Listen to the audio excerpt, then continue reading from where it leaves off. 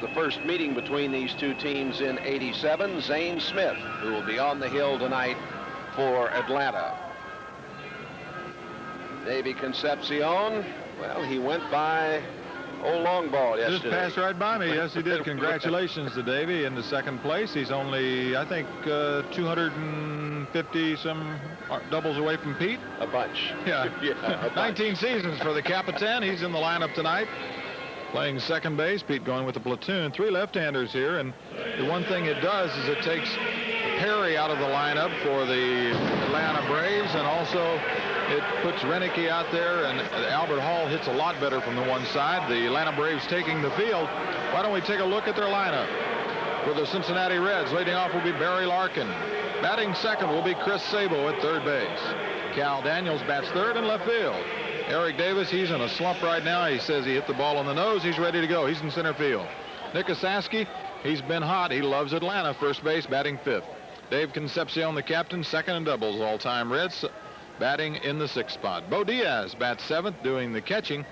Tracy Jones, who really hits well against the Atlanta Braves, he's in right field, batting eighth. That's really some power production and some speed down there. And Danny Jackson, the left-hander, on the mound. Defensively, for the Atlanta Braves, Gary Renicky, Albert Hall, and Dale Murphy in the outfield. Ken Oberkfell, Andres Thomas, Ron Gant, the young man they just called up at second base. Ted Simmons, the veteran, he says he didn't sign this year to play all the time, but he's in the lineup.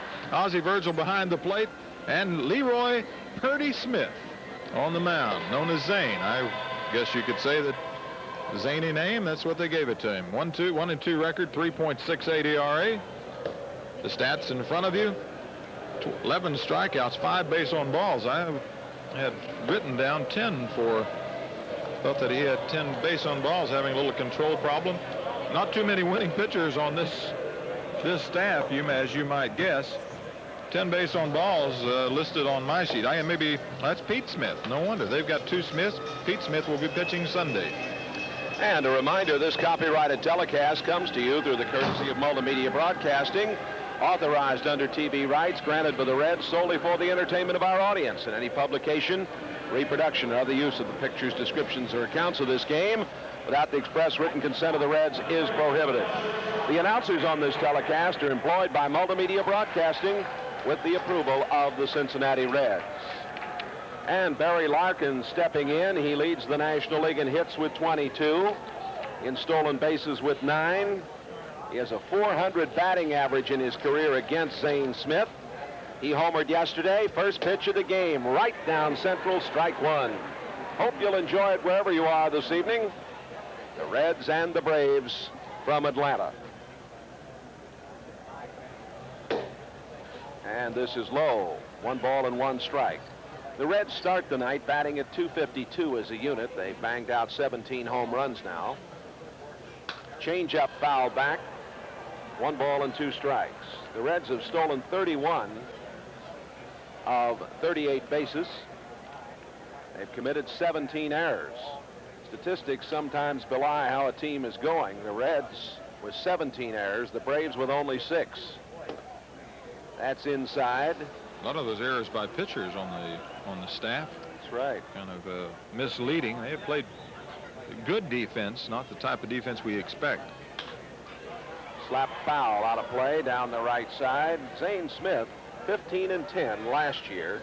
Johnny, in games not started by Smith, the Braves were nearly 30 games below 500. Well, he developed into the ace of the staff, and for good reason. He's developed that changeup. He pitches much better on the road than he does at home. Up the middle, and Larkin leads it off with a solid single. Threat to steal is Larkin, who's been on the running end of a lot of it right now, leading the National League with 9 for 9 in the stolen base category. And for the Atlanta Braves, they've only stolen 12 bases a team. They've been thrown out 5 times. 2 guys, Albert Hall is 6 for 7, and Perry is 5 for 6. So they are the brunt of the stolen base attack, and Perry is not in the lineup. Here's Chris Sabo.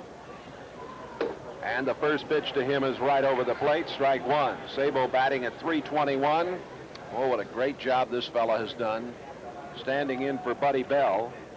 He's hit in 11 of the 12 games he started. Has a 4-game streak on the line tonight as Smith throws over. And he's got, you know, a tough job sometimes batting second. He can watch Barry Larkin, see if he's running out of the corner of an eye. He took that first pitch, and he's a good first ball fastball hitter. And, you know, you want to take pitches and give that guy a chance to run, but if you go up there, you've got to look for one pitch, and you can drive it, especially as hot as he's been, hitting the 3 home runs in this past week. Homering again yesterday. Quick pitch. Back in time is Larkin. The Reds, in their last 14 games, have played Houston and San Francisco exclusively and end up 7-7 over that span. Changeup hit into right field. Murphy comes on and makes the play.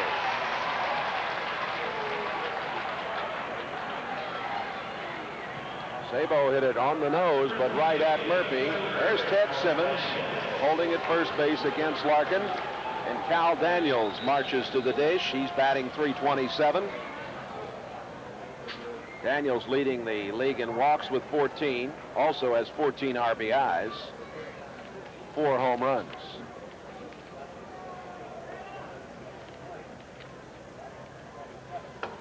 And the first pitch is a little outside.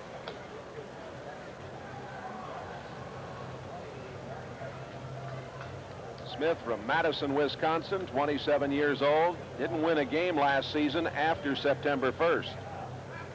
And again, a throw over. The Braves were 22-14 in his 36 starts. They were 47-78 in all other games that they played without Smith on the hill. There's a strike at the knees. Smith's a good pitcher. Johnny, you talked about the errors the Red pitchers have made that have hurt. This fella did not make an error all last season. He grew up in Nebraska, North Platte, went to Indiana State. And this will play for Gant, the second baseman, and a double up Daniels. So the leadoff single by Larkin goes by the boards, and after a half inning of play, no score. The starting lineup tonight for the 2-12 Braves: Albert Hall in center field, a switch hitter. Ron Gant, the rookie, comes up. He played a little bit last year. He's at second base, batting second. The veteran Gary Renick in left field, bats third. Dale Murphy, in a terrible slump right now, plays right field, bats fourth. Ted Simmons, the switch hitter, deluxe, 38 years old, and he can do it all. He's at first base tonight, batting fifth. Ozzie Virgil, the big, strong catcher for the Braves, bats sixth.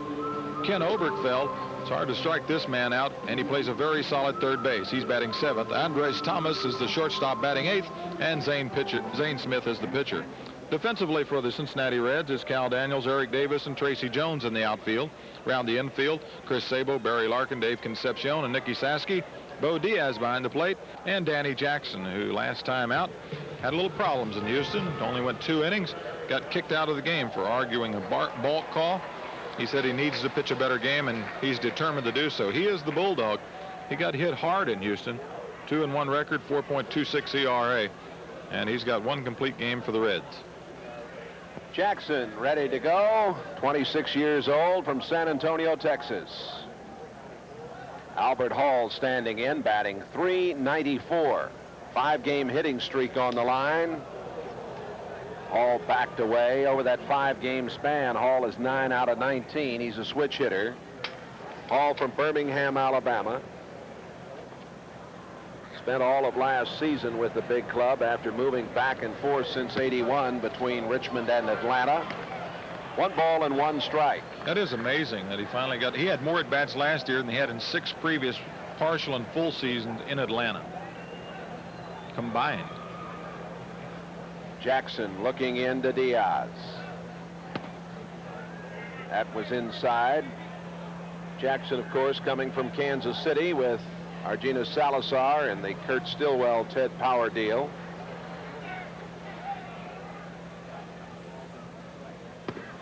And he missed that one, and it's 2-2. If you ask Jackson what his biggest problem has been since he's come to the major leagues, he'd tell you too many walks. There's Willie Stargell, coaching at third base. Bob Skinner, Old Skins, over there at first. And a strikeout. Hall is down, and Jackson, good velocity. Willie Sargent coaching a third, and it's good for him to get that experience of being over to third base. Chuck Tanner said that if you want to manage in the big leagues, you really need to coach third base, and Willie has not had a lot of action over there. He's been able to flash but a few signs, and he's had a few people visit him going around third. Not had much experience up to now. Here's Ron Gant, 23 years old. Slowly, but that's a little too slow. Gant was called up this week from the minor leagues. He was hitting .311 in 12 games at Richmond. Came up on Wednesday. He is 0 for 8 with the big club. Fouled away, 1 ball and 1 strike. Jackson hopes that his stats will hold up tonight. He was the toughest pitcher in the major leagues to take deep last year. 1 home run per 20.4 innings pitched.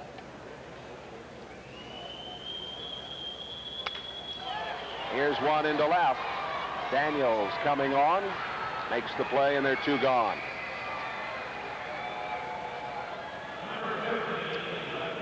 And Jackson would like nothing better than to handle the man coming to the plate right now. Looks like the rain's starting to fall. Either that or they've had a sale at the concession stand. No, we're sitting under cover. We're getting a light rain. Gary Renicky went 2 for 4 yesterday in the loss in the Astrodome. And Jackson has had trouble with Renicky through the years. First pitch is a ball. Renicky 5 for 10, 2 home runs and 5 RBIs. Renicky. The Bumbershoots go up here in Atlanta. As the rain starts to come down, 1 ball and 1 strike. Somewhat of an advantage for Danny Jackson pitching against a ball club that has not seen him. I'm sure they've been scouted, but for Renicky, 5 for 10, a good reason that he would be in the lineup. And Renicky continues his hitting against Jackson. It's all the way to the wall, and he'll have a stand-up double with 2 gone. Well, I'm sure that he's going to be able to tell some of the Braves hitters how he's going to approach hitting Danny Jackson. He has to see the ball well off of him. 6 for 11 now. There's a ball right out over the plate. Good fastball, but he takes it right on over Dave Concepcion's head, and this outfield looks pretty quick. Tracy Jones taking it off the wall. Renicky looking to see how far he can go if it gets away. This outfield is half as quick as this infield. That ball will scoot to the wall. Here's Murphy. And Murphy is batting only 100 this season with men in scoring position. He's batting only 180 overall, and he has really been in an early season slump. Those are not Murphy numbers that you're looking at right there. Well, he owns Bob Nepper, and last night Nepper had him 0 for 4 with a couple of strikeouts.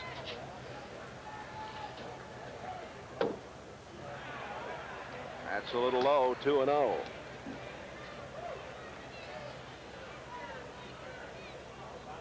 Murphy is a .245 hitter in his career against the Reds. Has that new 2-year contract, $2 million a year. And that's a little low, ball 3. Harry Wendelstadt, the crew chief, calling the balls and strikes. This is the same umpiring crew that was in Cincinnati the last few days. They've had the extra inning games. Here they come down here. They may get rain. Makes for long hours for these men. Very light rain falling. And a walk on 4 pitches to Murphy. And they're 2 on and 2 out for the veteran Ted Simmons. Now with the base open, they want to be very careful. But Ted Simmons has been swinging the bat. His big 3-run homer the other night in Houston gave them a 5-4 win, you remember. And last year, Ted Simmons was second in the league average-wise with men in scoring position, hitting .429. Ted is going to be 39 years old in August. Had a great career with the Cardinals before going over to Milwaukee in March of '86. He is a .348 career hitter against the Reds. When he used to play for the Cardinals and let his hair grow long, they called him Simba, the Elephant Boy. So he has been very durable, very solid. Chuck Tanner, Tanner wanted him down here as a pinch hitter. He was a 9 for 29. Good, but he was 0 for 12 in his last 12 appearances.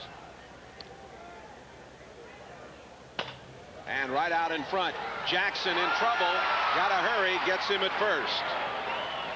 Well, Jackson took his time. A little slippery out there coming off the mound. He gets Simmons. They strand 2 after an inning. No score here in Atlanta. Well, both clubs have a hit here in the early going as we move into the second inning.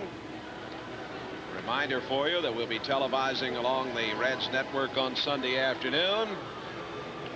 Gals well protected from the rain. Probably talking about base hits. Yeah. How to pitch Eric Davis. Here's Davis. 190 the average. 5 RBIs. 1 home run. He's a .227 lifetime hitter against Zane Smith. He fouls it away. And Ozzie Virgil took a shot there.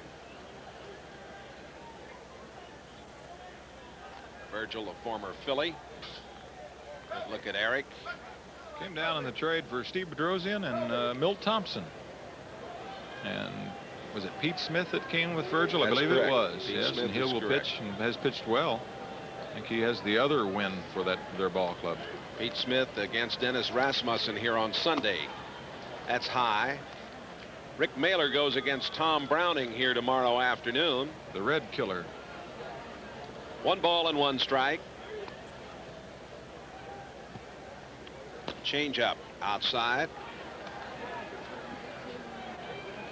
2 balls and 1 strike.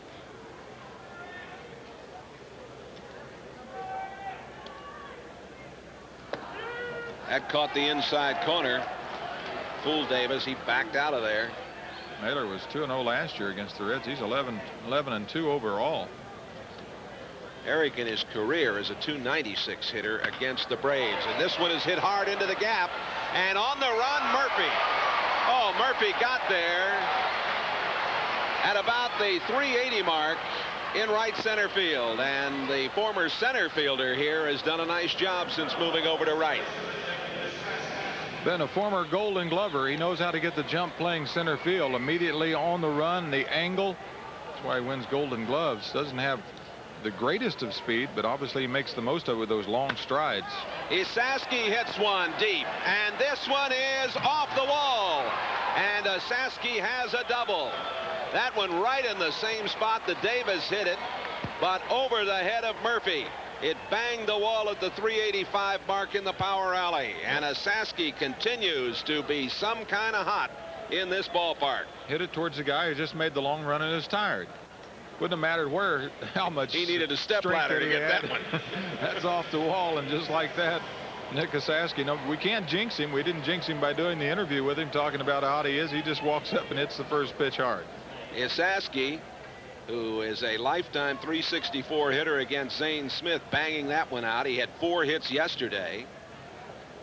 He's a .407 and 10 home runs in this ballpark in his career, and he's now hit in 8 of his last 9. It's really great to see Nick going good, and he started the night batting .300. Here's Davy Concepcion. Inside to Davy, batting .286. He's hit better than .300 in his career against Zane Smith, .317. Concepcion, who'll be 40 years old in June.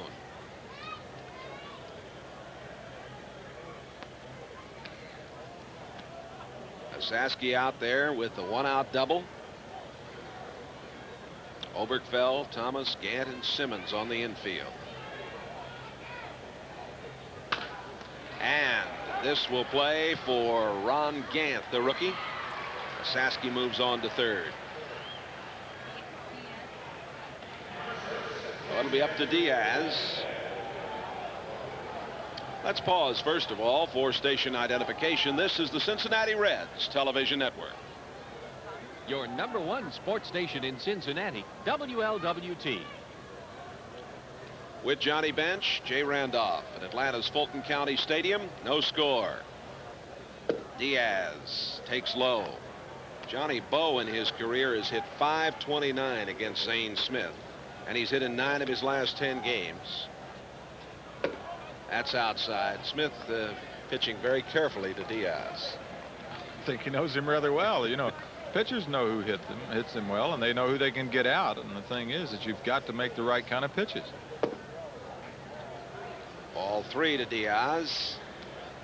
You know, if you ask Steve Carlton, if you ask Phil Necro, if you ask Danny Jackson, who was the hardest out for him, he'll tell you right away, and he probably named 5 or 6 of them at a time. And Bo swinging 3-0, fouled it back.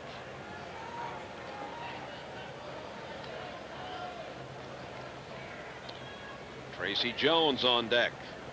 Jones has hit Smith very well in his career. Over Goes 380. it well against the Braves all over. He's Yeah. at 299 lifetime with a home run and 26 RBIs. Only 1 home run down here.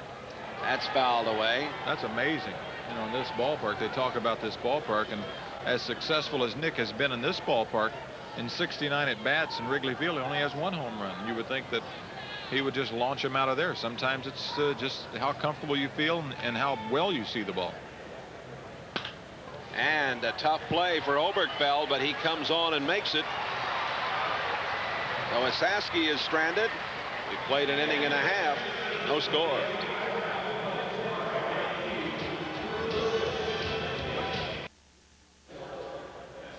Nothing ball game here at the bottom of the second. The Reds and the Braves at it. And fans, Sunday, May 22nd is Fuji Photo Day when the Reds close out their series with the Cubs. That's at 2:15.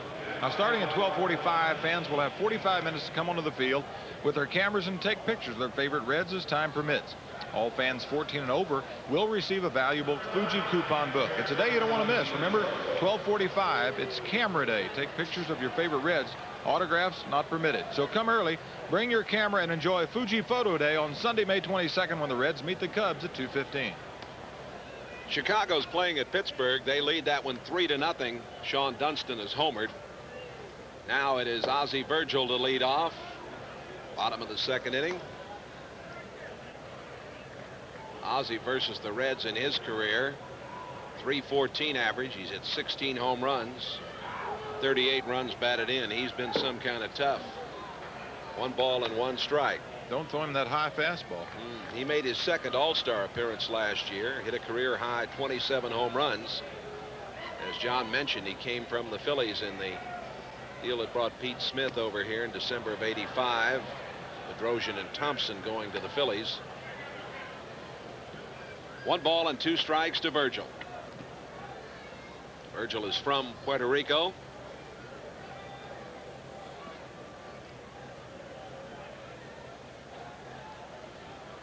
Starts the night with a 258 average, and that's just slow. 2-2. Boy, oh boy, the clouds overhead are some kind of black. But up to now, we've been rather fortunate.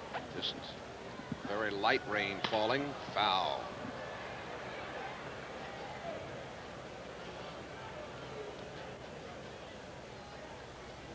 There's a look at the sky. There's a little bit of a clearing there, but right over top of it, some blackness here.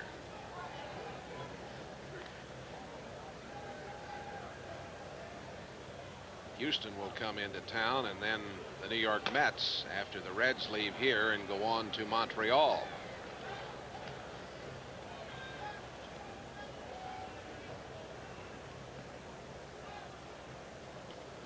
Two and two.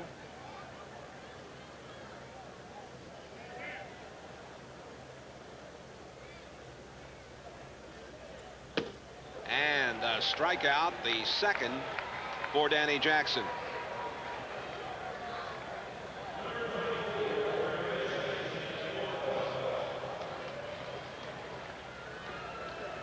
Take a look at that hard slider. Started it outside the plate, broke it over the outer part, about 3 or 4 inches on the outside, and that backdoor slider.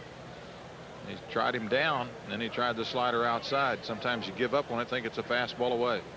Kenny Oberkfell has been mired in a slump.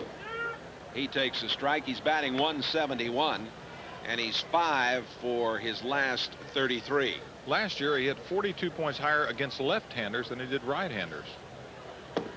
The big rap against Oberkfell has always been that he doesn't produce enough RBIs. He's been solid in the field, but he's only hit 3 home runs since coming down here. Hit 280, but only drove in 48 runs. And only 23 career home runs for Obi. He doesn't strike out much. He went 157 at bats through a stretch last year without striking out. Former Cardinal. He's from Southern Illinois, Maryville. Getting a bolt of lightning and some thunder now. Well, they used to That's a count it little off high. in the country like that. You know that it's only about a mile away.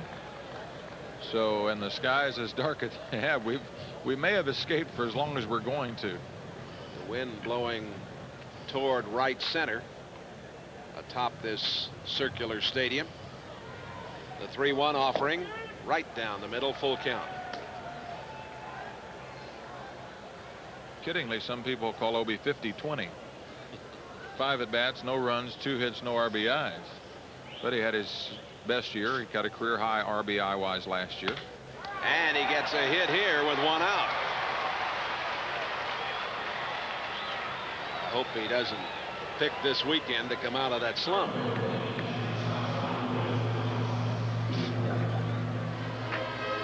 Andres Thomas will come to the plate as he looks down to Willie Stargell.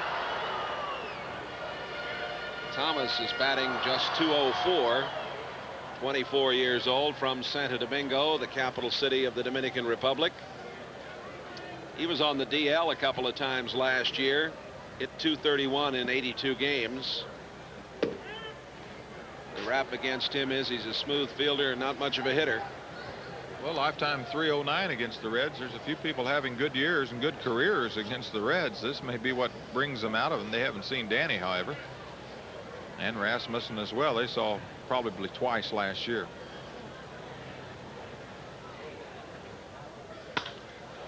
Fly ball into right center field. Jones will play it. He does. Back to first goes Oberkfell. There are 2 gone for Zane Smith.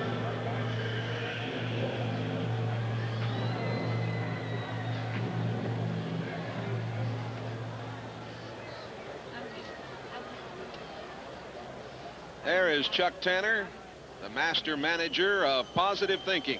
That's him leaning on the right there. Bruce Dalcanton, his pitching coach. Clocking the Tanner, time. He's been tested regarding his power of positive thinking so far this season. It was interesting watching Bruce Dalcanton with a stopwatch in his hand. He's timing the move of Jackson from the release to home plate. 1 ball and 1 strike.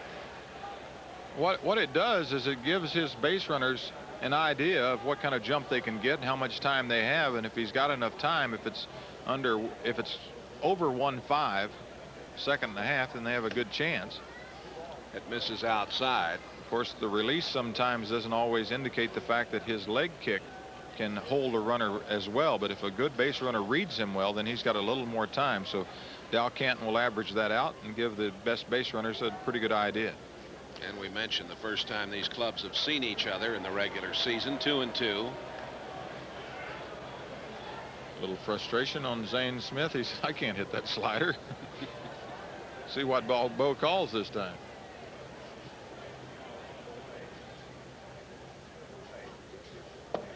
Third strikeout for Danny Jackson. The Atlanta Braves strand a runner. We have played 2 here at Fulton County Stadium. No score.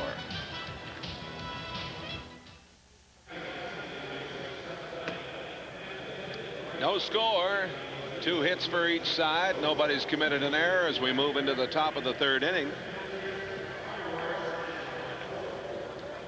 Danny Jackson, who is 1 for 7 on the year, leading it off.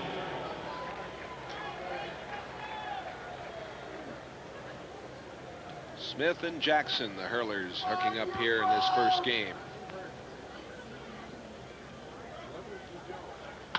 Ooh, and a shot down the right side, foul. Danny got good wood on it.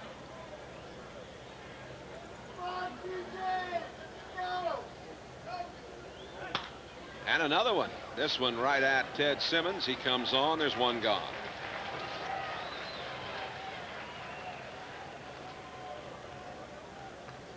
I said that was Danny Jackson. That was Tracy Jones, of course. This is Jackson. Yeah, I wondered why you were so impressed that he hit the foul ball. Yeah, well, that was the reason why. I was looking at the wrong spot on the scorecard. Jones grounds out. And here's Danny Jackson. 1 for 7.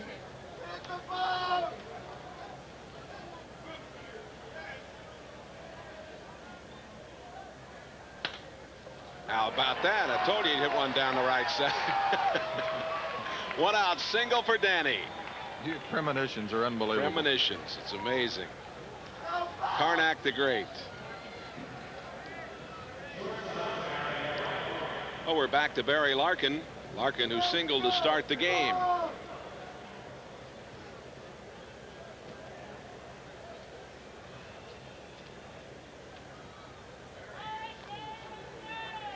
Larkin is 13 for 36, a 361 average with 3 home runs and 6 RBIs in his last 8 games. He's been stinging the ball.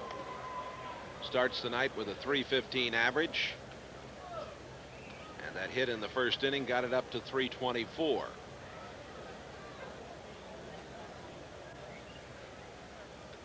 One ball and no strikes. A little low, 2-0.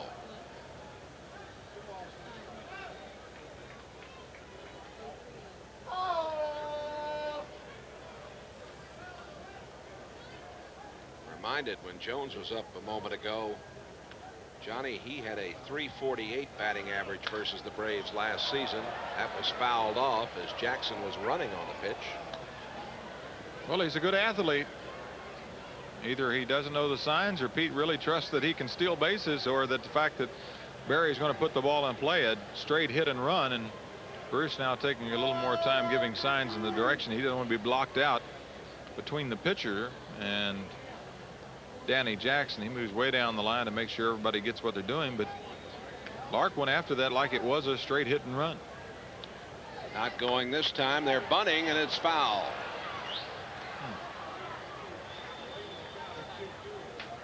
Lark on a hot streak trying to lay it down. Of course, get up Sabo up there. He's got a chance with this ballpark to hit the ball in the gap. Danny wants to run, turn him loose. Well, if he could have kept that one in foul ground, he would have been at first without a problem, because Oberkfell was way back and there'd been no chance for Zane Smith to make a play either. 2-2.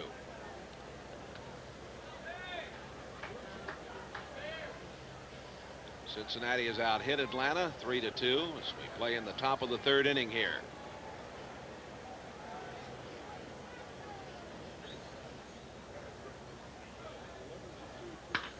And it gets through.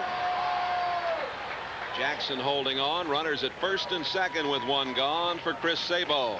Larkin is 2 for 2. Andres Thomas was almost making a lean towards second base when Larkin swung and made contact and hit that ball through the left side. He had to turn around and start heading back, and you see him start to pivot. It wasn't that far away from him. This is a quick infield, Jay. But he, for some reason, looked like he was trying to go away. He thought that Zane Smith's pitch was supposed to be on the outside part of the plate. Sabo flied to right back in the first inning.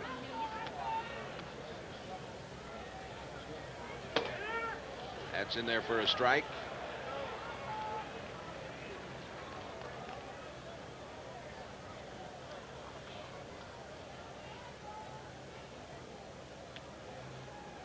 Reds have had men on in every inning. Double play got Smith out of the first inning. Daniels hit into a 4-6-3 double play. Stranded Asaski in the second. 1 ball and 1 strike. He's got some great eyes in those goggles. I just love to watch his eyes. He's catching everything around him. He's intense, isn't he? He really is. He loves to play the game. He knows he's having a good shot. He's trying to help. The 1-1 pitch is low. Sabo, very impressive spring from Detroit, Michigan. 26 years old. Had knee surgery last August. Arthroscopic surgery. Came back from that in good shape. Worked very, very hard.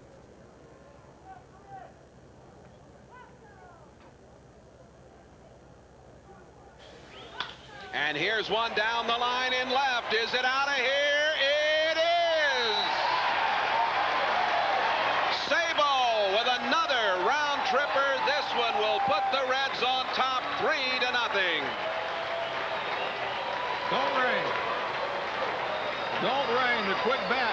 Tony Perez says he has such great hands, such quickness.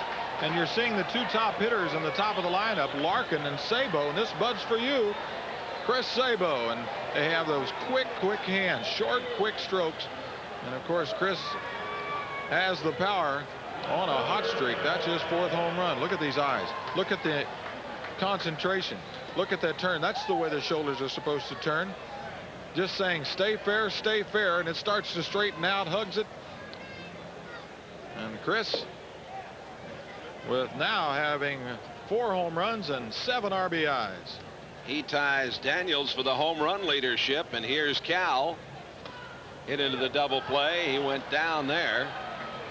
Out on his back. He really tied himself in a knot trying to check that swing.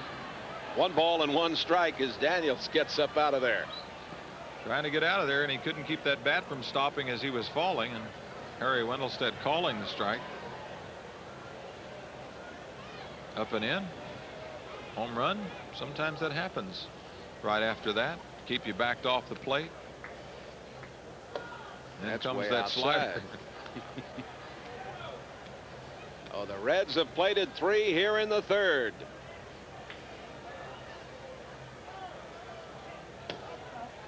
That's outside. 3-1.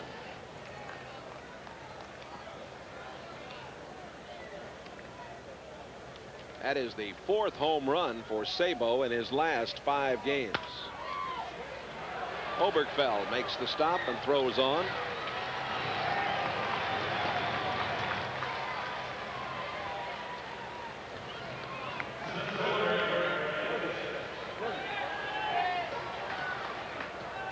Here's Eric Davis, fly to right to start the 2nd inning. Well, you can't say enough about this Chris Sabo. He was put on the spot when Buddy Bell went down, and he has delivered in remarkable fashion. Ball 1 to Eric. 1 ball and 1 strike.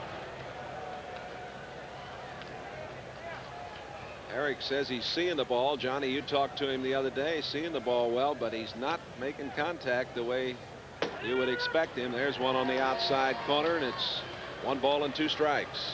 Well, maybe we can get some in another show, maybe Sunday or from Montreal. We'll get some shots of him last year and see just what he's doing. His biggest problem is staying back. You talked the other day about him moving off the ball as we look at Sabo, the burrhead there. Here's a high chop to Andres Thomas. Throws out Davis. Sabo's 3-run home run has the Reds in the lead after 2.5.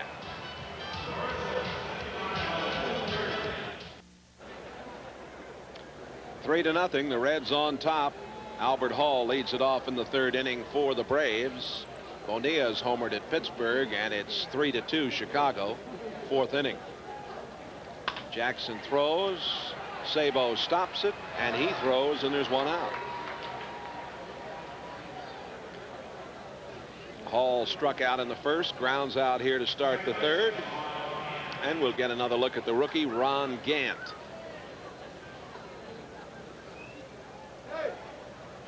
Gant had the fun, and I'm sure it must have been a thrill for him, Johnny. His first major league home run came off a fellow named Nolan Ryan. Pretty good start. That's 1 more than I have.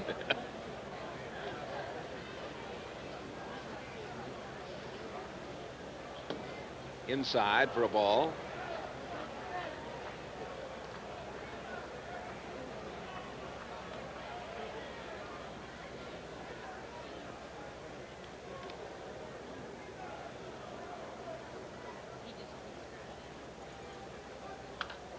And foul back. Johnny makes the catch. There you are.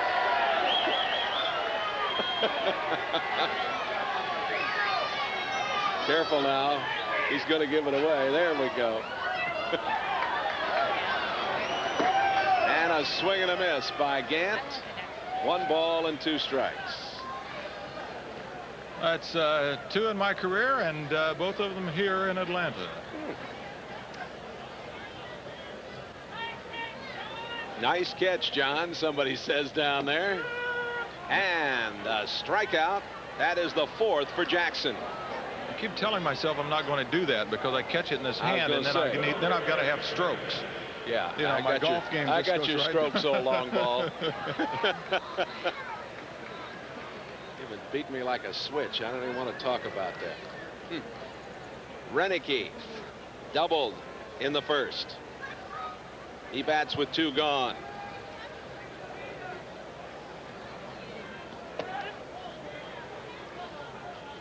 Strike 1 to Renicky. Signed in January of '87. Came up with Baltimore back in '78. He was with the Yankees.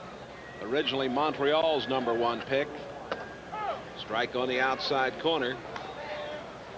Renicky hit .219 with 9 home runs last season. Been around. He's 33 years old.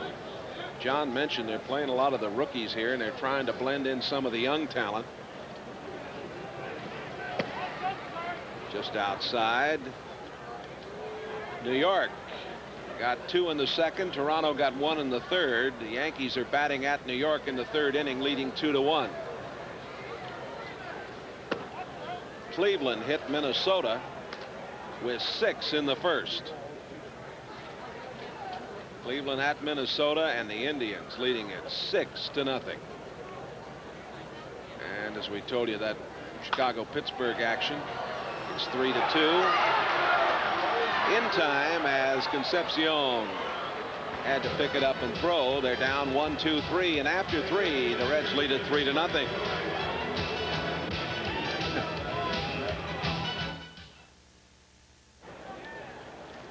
Osaski at the plate, a count of 1-1 on him, and that hits him.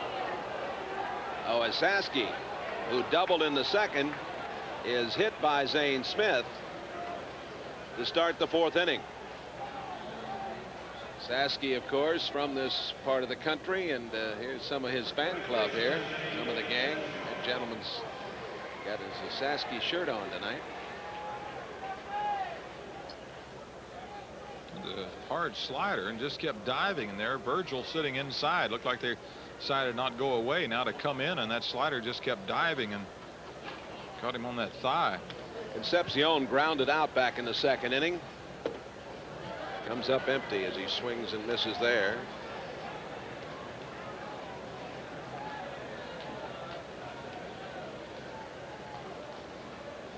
Man who was the MVP of the '82 All-Star game standing in there against Zane Smith.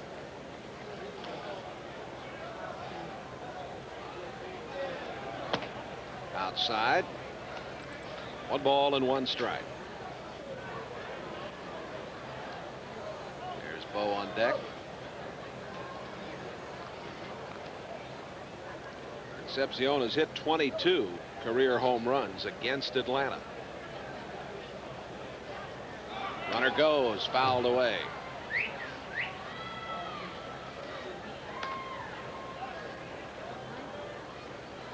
One and 2 on Concepcion as Osaski makes his way back to first.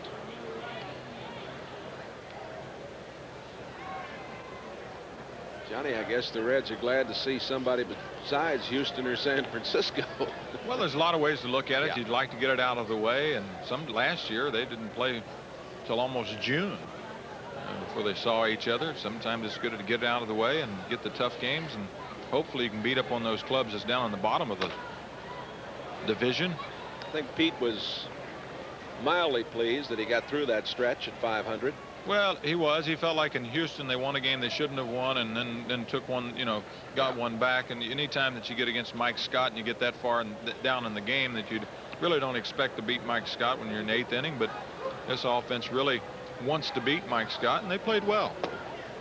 A little low, 2 balls and 2 strikes. It was a pretty good road trip they had, and a tough homestand, just a short homestand. They've got really the hard part out of the way for the month of April. It should start to smooth out a little bit. They finally get a day off Monday. They'll travel after the game Sunday to Montreal, but they get that Monday off, and it'll be a very welcome one for this whole pitching staff and team. Another foul, and that hurt.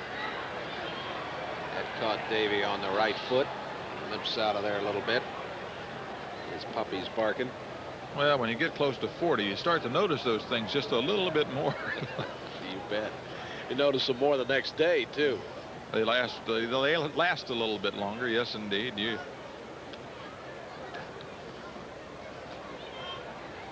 I got hit by a ball in the dirt when I was catching in San Francisco.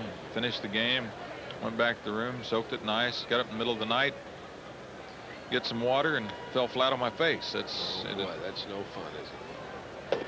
Outside, 3-2. Saski's at first. Reds leading it. 3 runs, 5 hits, no errors. 3-run home run by Chris Sabo. Atlanta 0-2-0. Payoff pitch coming from Smith. No, he's going to throw over. Renicky, Hall, and Murphy left to right in this outfield. They shade Concepcion over to the right. Tom Browning, he'll be throwing here tomorrow.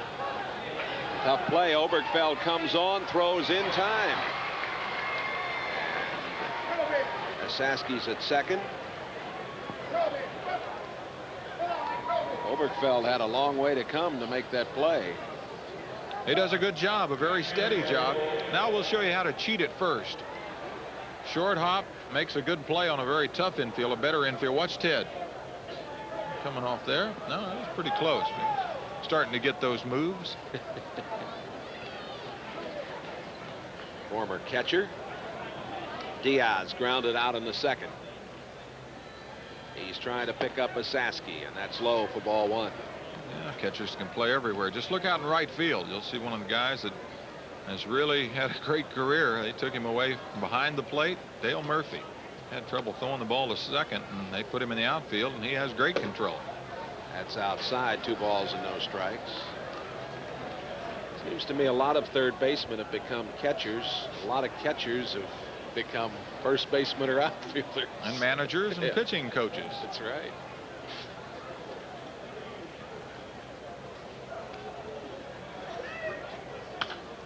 Fouled out of play off to the right side. Small gathering here in Atlanta's Fulton County Stadium. Not for Atlanta. No. We've got maybe as many Reds fans here as we do Atlanta fans. Yeah, the Reds have always drawn well. Cal, originally from down in this area, of course. Nick. And it gets by Thomas. Saski had to hold up, but he's going to be waved home. It's 4-0.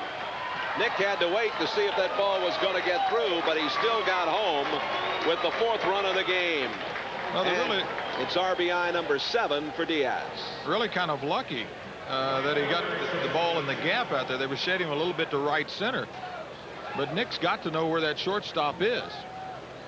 He's got to be aware of that at all time. Andres Thomas, as soon as the ball is going to be in position, he's not going to be maneuvering behind, so he kind of got lost. Tracy Jones grounded out to first base. His only time at bat. They're in the 4th inning at New York.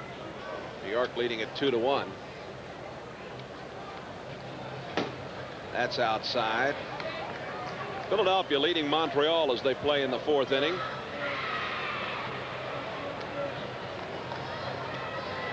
And after 1 at Minnesota, Cleveland 6-0 over the Twins. To the right side. Diaz holds at second. 1 run home. There's 2 on with 1 out for Jackson, who singled and scored back in the 3rd. 3-run home run by Sabo. Bruce Dalcanton will go out. Have a little talk with his left-handed pitcher. Dalcanton, a former Kansas City Royal, a Pittsburgh Pirate. And that knuckleball pitched here in Atlanta. Quite a knuckleball pitcher. I'll never forget the time that he was pitching Charlie to Palaio. Chris Cannizzaro. Oh, yeah, Chris Cannizzaro. There's a name out of the past. That was with that short glove, and Chris, I felt sorry for him. He was chasing that ball back to home plate all night long. Palaio getting up. He was in the game last night in Houston. Pitched 1 2/3. Gave up no runs and no hits. Jackson with 2 on and 1 out. And he fouls the first one away trying to bunt. His 2 RBIs this year and only hit of the season came on a bunting situation on the slug bunt. And he hit it right back through the infield, vacated by the shortstop. But the grass a little easier to bunt on here, and his choice is either to bunt it to Oberkfell, who charges, and Oberkfell was in talking to Zane Smith, or towards Ted Simmons, and Ted has a little more freedom to charge because not holding on Tracy Jones. And the play at third and over to first. Safe at first, where Gant, the second baseman, came over to cover. Looked like they were going to turn the double play. They had a play on here as they sent Thomas to third with Oberkfell coming in and Gant to first. You have to get that bunt out farther. Quickly, Ozzie Virgil out, makes a perfect throw. Then Gant tries to act like a first baseman. See the long stretch? He'd already committed his stretch, and it was over to the side, and he lost his balance, hitting his glove, and bounced out. Here's Larkin. He is 2 for 2. Just outside.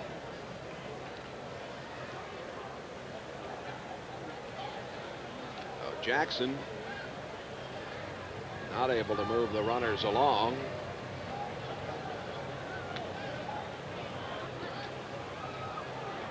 Jones hustling back.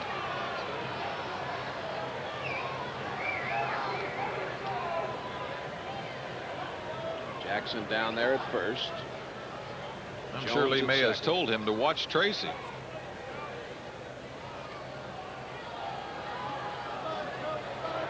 Infield playing back.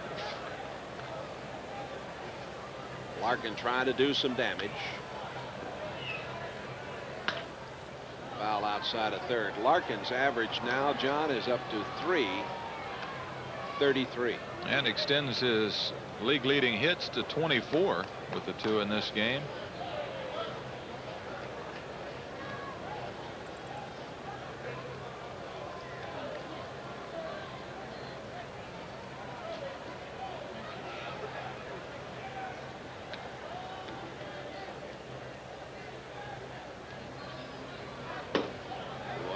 Hard one. Sabo on deck, the hot man these days. Larkin, an '82 graduate of Moeller. Went to school at Michigan. 3 years of college baseball. 1 ball and 2 strikes. 2 on and 2 out. High fly ball down the right side. Murphy's got a long run, and he gets there. The Reds come up with 1, and after 3.5 innings of play, they lead it 4-0.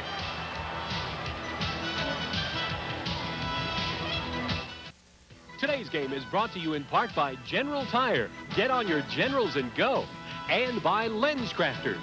Quality eyeglasses in about an hour.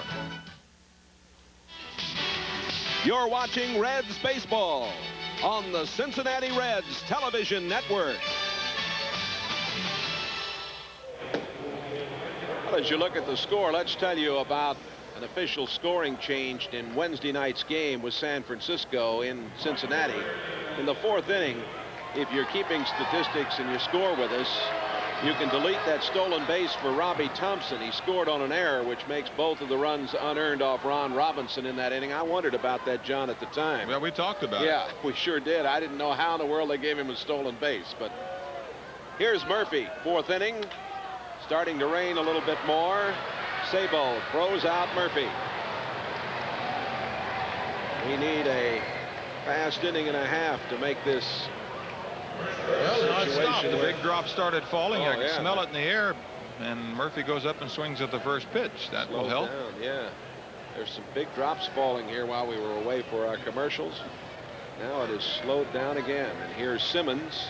He grounded out in the first.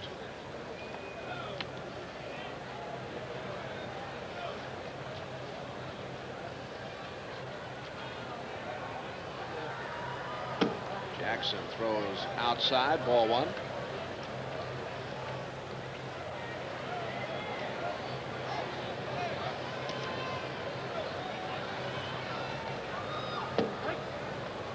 almost afraid to say it. We've had no balks called in this game. I think Danny will be very particular about how he holds on the runners tonight. Fouled out of play, off to the right side. Ted Simmons, you mentioned, a very durable performer, Johnny, and fellow's been around a long time. He's, of course, been a catcher for most of his career, played a little outfield, played some first base.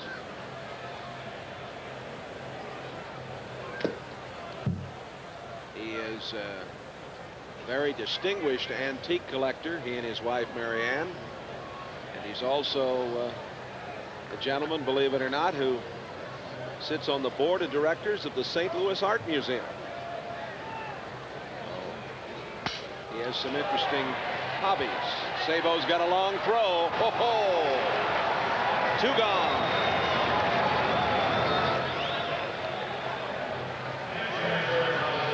Let's take a look at this fellow's gun over there. He can fire, can he? Well, he has the ability to know when to throw hard, and that's the one good thing. A lot of infielders and young infielders try to overthrow. He took his time. He knew Simmons' speed, and that's what you have to do. And they run for shelter here. Raindrops falling around Chris Sabo, and we need another inning and a half before we can get too much more of this. And it's really coming down now. Thank you. Larkin throws out Virgil. They're down 1, 2, 3, and we have played 4 as the rain comes down in Atlanta.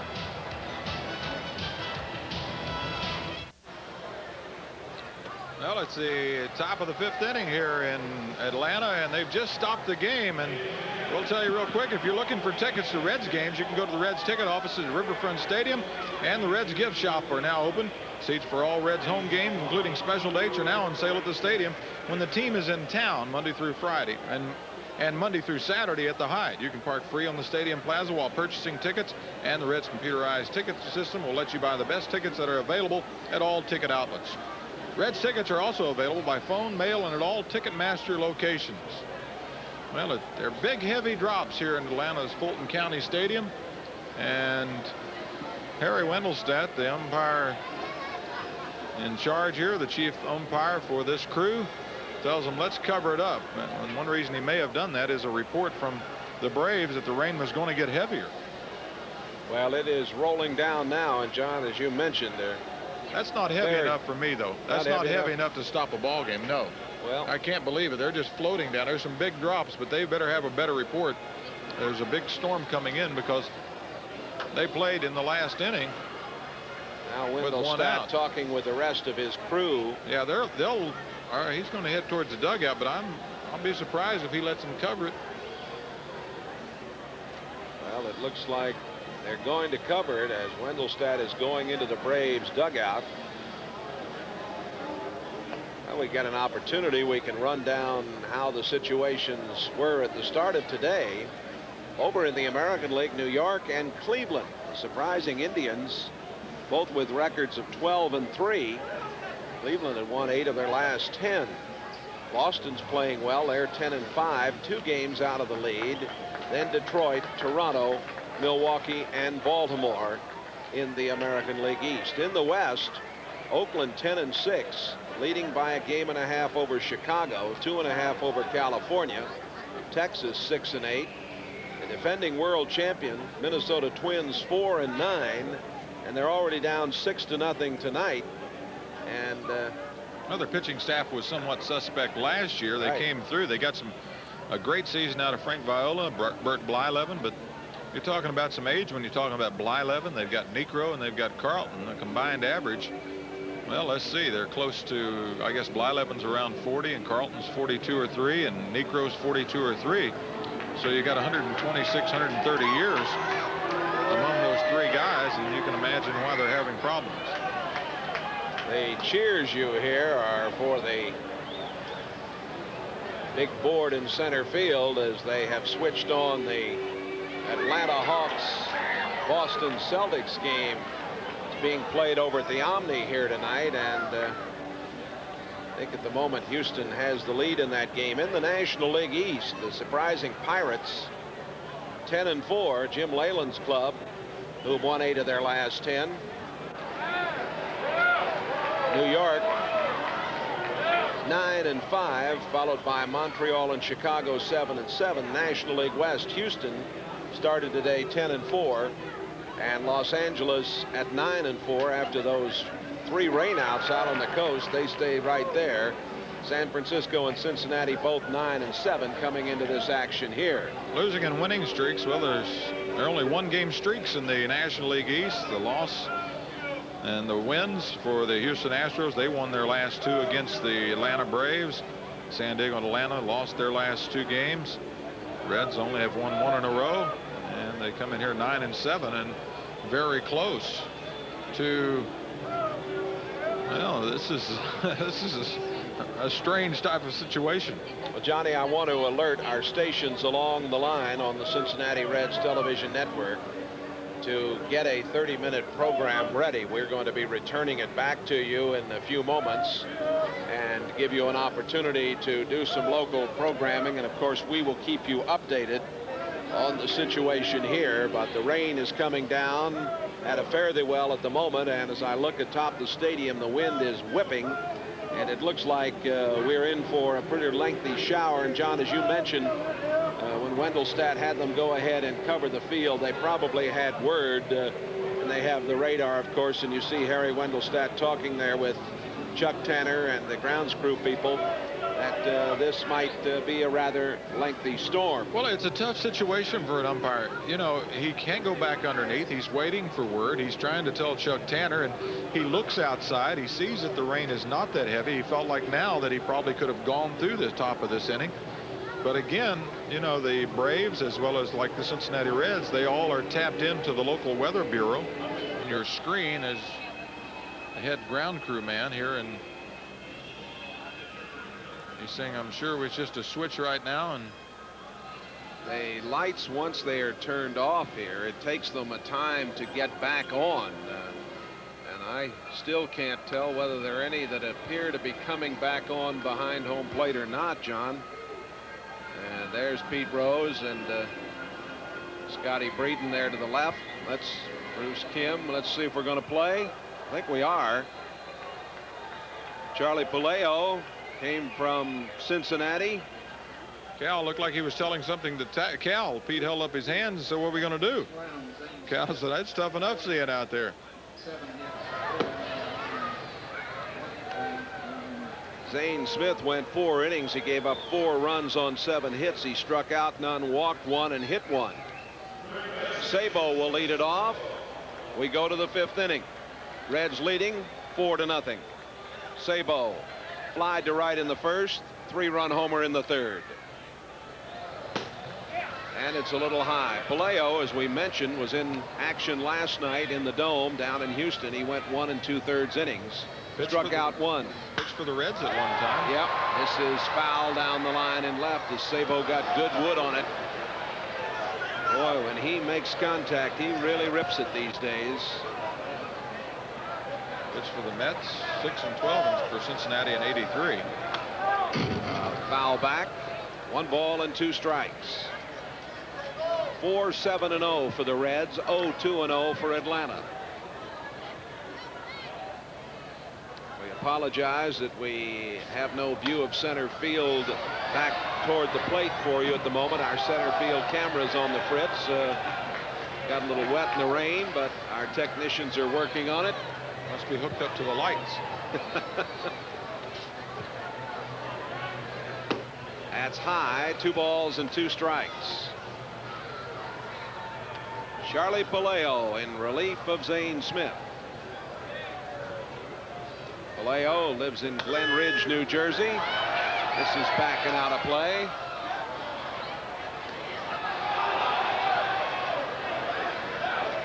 In '83 with Cincinnati, Puleo was 6-12. He was 1-2 in '84.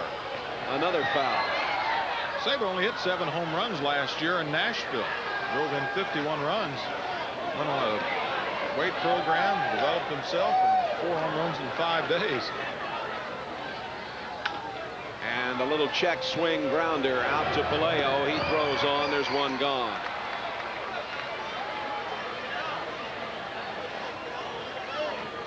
Vallejo now to face Cal Daniels. Cal has hit the ball on the ground twice in the first inning, a double play. And he was out 5-3 in the third.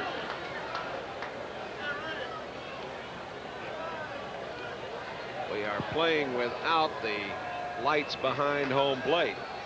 It's not in your set. If it looks dark, it looks a little darker than normal.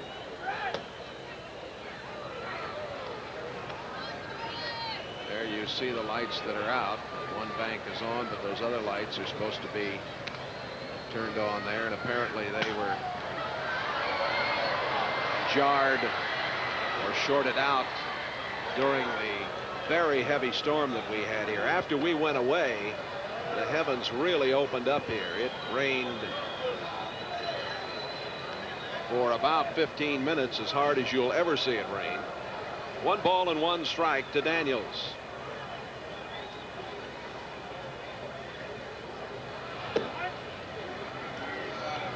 Two and one.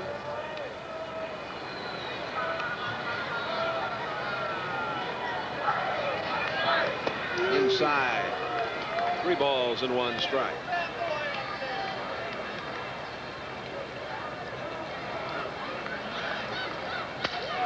Broken bat grounder, and the first baseman throws on to Palaio.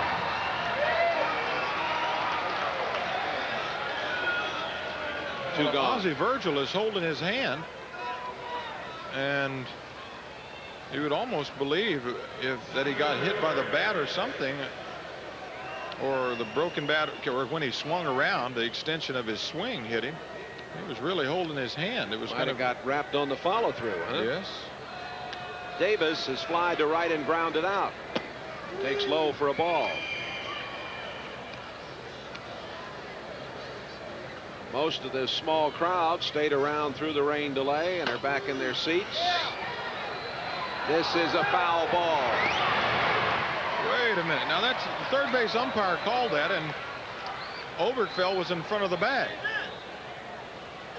It was a close call. Let's see if Oberkfell wasn't in front of the bag.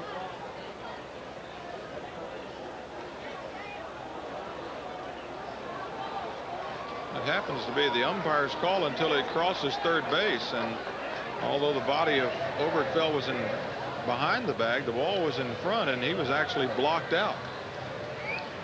Let's look back real quick while we have a second to see what happened to Ozzie Virgil. Ooh, that did catch him. Oh, and you get jammed that hard, it stings when you let go with that top hand. The 1-1 pitch is popped up. Virgil coming back. Does he have a play? No.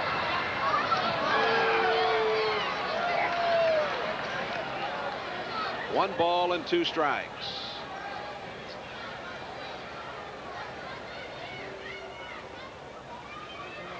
The Atlanta club 0-8 here at home on the young season. The Reds leading 4-0. Top of the 5th inning.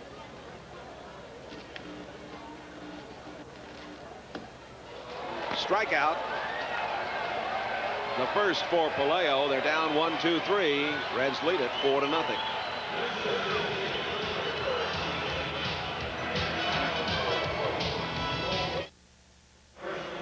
Raindrops keep falling on my head. Reds lead 4-0, or a rainy night in Georgia. That's exactly what it is. And we want to tell you about some summer in style with the Beach Boys in concert following the Reds-Pirates game on Saturday, May 28th. Get your tickets now and enjoy Reds baseball, followed by the timeless sounds of the Beach Boys. Tickets are available at the Stadium Gift Shop, all Ticketmaster outlets, or by phone. Just call 513-421-REDS. That's R-E-D-S, or 1-800-525-5900. Beach Boys in concert, May 28th at 7:05. They're terrific. I heard them last month out in Hawaii at the Kemper Women's Golf Tournament out there. They put on a tremendous show. They really are something. That's your era. Oh, yeah. I love to dance to that music. Here's Oberkfell, bottom of the 5th. He singled back in the 2nd.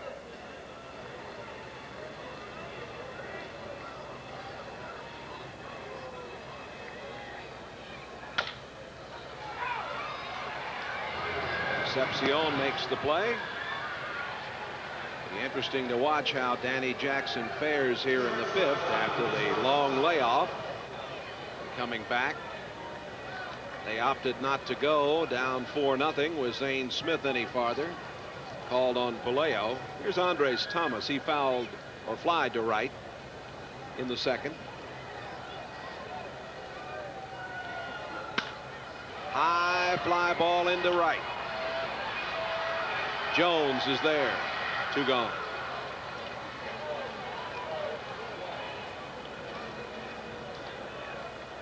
And we'll get our first look at Palaio.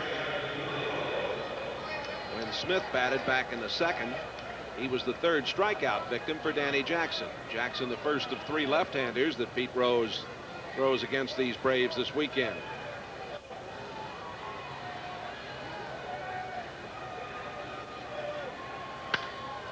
Foul down the right side into the seats.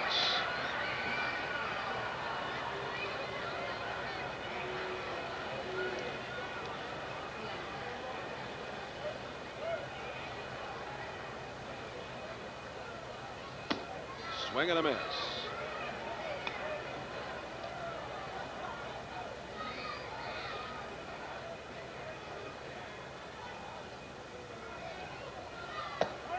Strike on the outside corner. The strikeout number 5 for Jackson.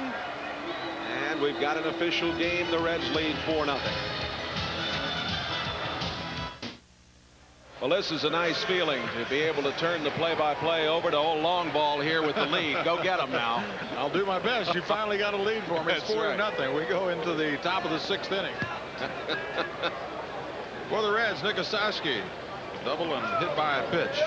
Faces Palaio, takes it inside. Nick doubled, was stranded at 3rd base in the 2nd inning, hit by a pitch and scored the 4th run of the game in the 4th inning. Palaio deals a strike and it's 1-1. Rain's still a threat, and right now as I say that, it starts to come down. Outside, but 5 innings officially in when the home team bats. Raindrops falling around Andres Thomas, and a fastball thrown by Nick, and they busted him in and swung right through it. Palaio, the 6th man, he's used in a lot of various ways. Good fastball there. He's used in relief, as you see him tonight. He's been a starting pitcher at times for the ball club. Has 3 years and 75 days of major league service. Breaking ball hung. Nick didn't get it. A strikeout for Palaio. His 2nd in a row as he struck out Eric Davis to end the 5th inning. And that will bring up Dave Concepcion. Davey 0 for 2 on a couple of ground outs.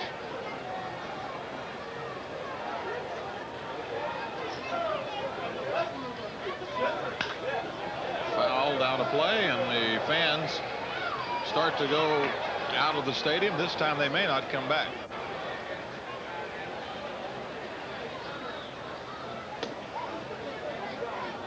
Outside, 1 ball, 1 strike.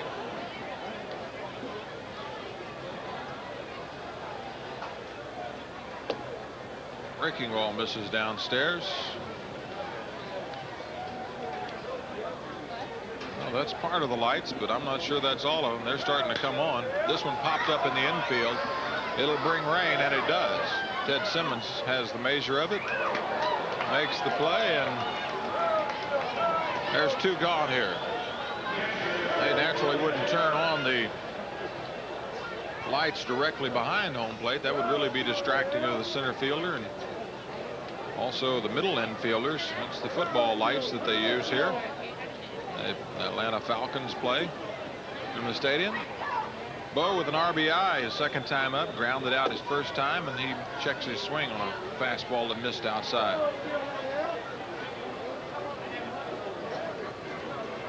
Well, you come to expect the humid weather this time of year, bringing rain down in the south. They need it.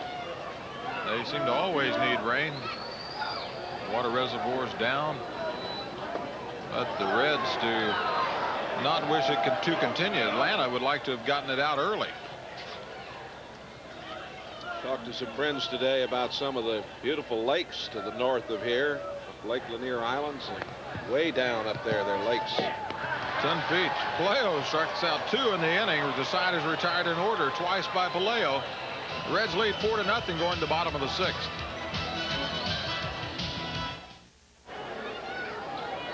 Bottom of the 6th inning here in Atlanta. Reds leading at 4-0. Ken Griffey there, standing in your screen. The 38-year-old veteran who would love to see his son playing in Atlanta uniform, playing at the same time. Like to be in a game with him, and his son's off to a quick start out in the California League.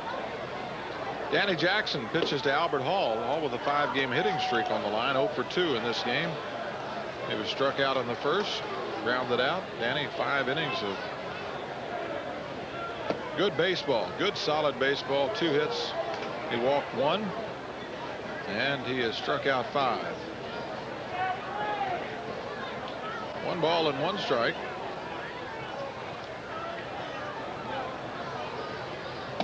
The hottest hitter on the Atlanta Braves, hitting at 397 starting the game. Down to 371. There's a couple of RBIs, stolen 6 bases.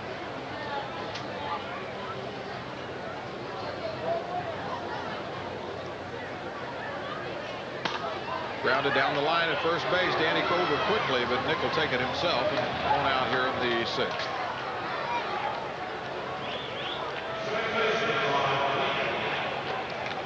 Well, the Reds were needing a good, well-pitched ball game, and Danny may be the tonic for that right now. 5 strong innings, 5 1/3. All-around athlete. Swings the bat, has a base hit. Bullpen has had a lot of work in recent days. They certainly have. I know we like to bring you the center field shot from our camera. I know everybody likes to see the pitcher throwing it in, but it's on the blink a little bit. They're working on it. Got our great engineers out there working on it as best they can. In their first strike, no balls and 2 strikes. Quickly to Ron Gant. Key game, Johnny, for the Reds the other day. Rasmussen's fine performance going all the way, and I'd like to get a nice long run out of Jackson tonight, although he did have the long delay. Yeah, he was anxious to get the ball after only going 2 innings down in the dome.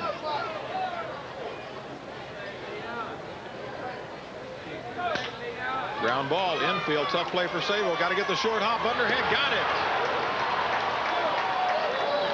Good play. We may have that one another look. Well, it deserves another look. This fella continues to impress, not only at the plate, but in the field.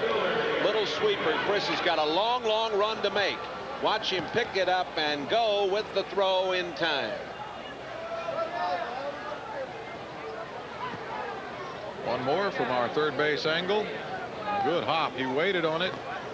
Didn't try to scoop it on the short hop. Got the nice hop and good strong throw from that angle. Dutch Rennert making the quick call. Here's Renneke. Renneke with one of the 2 hits tonight, a double, that coming in the first inning. Had good success, 6 for 12 career-wise against Danny. And Danny falls behind the count, 2 balls and no strike. Dale Murphy on deck. Here comes the rain again.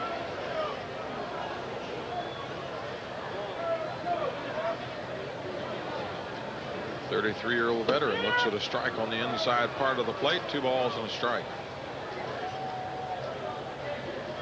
Rick Mailer goes for the Braves tomorrow, and then Pete Smith on Sunday. Game time 1:50 tomorrow, and then we'll be on the air Sunday. Ground ball base hit through the left side out of the reach of Sabo, and then an extended Barry Larkin.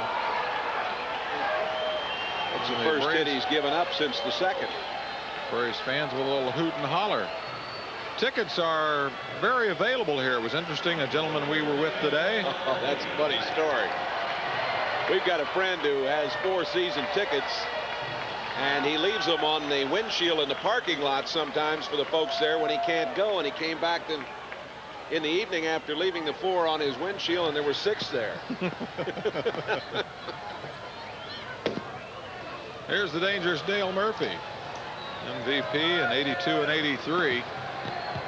Right now mired in a very deep slump. 1 home run, 3 RBIs, and only a 1.76 ERA, but he can certainly carry this ball club by himself once he starts hitting. Career high 44 home runs last year. 1 ball and 1 strike with 2 outs here.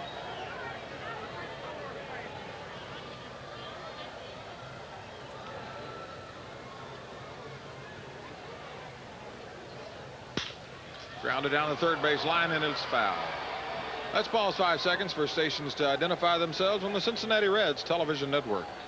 Your #1 sports station in Cincinnati, WLWT. In Atlanta, Georgia, I'm Johnny Bench along with Jay Randolph, bringing you the action tonight with the Reds leading 4-0. The bottom of the 6th with 2 outs. Gary Renicky on board and Dale Murphy at the plate as rain falling. And we've had 1 delay in this game. If you've just tuned in, you're wondering why we're just in the 6th inning. Game time was 7:40. Foul back on the screen, and it rained torrentially here. And Dale loved to wipe off his helmet, but he doesn't want to get his hands any wetter, and it's dripping down around the bill of his helmet.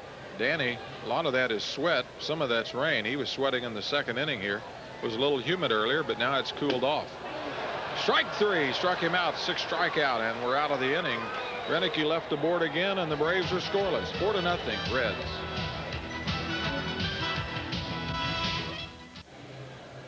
It's 4-0 Cincinnati Reds, and right on cue, young man. Thank you very much. Reds fans got a little red jacket on. Got his blue and white. He probably may root for the Braves at some point. Nah, I can't believe that. Been a long, wet evening for him, but he's hanging in, isn't he? He loves it. Chuck Tanner, Bruce Dow Canton. Chuck checking the lineup card. He keeps in his hat. He usually keeps the real big yellow card in his back pocket. This is the 4th team that he's managed.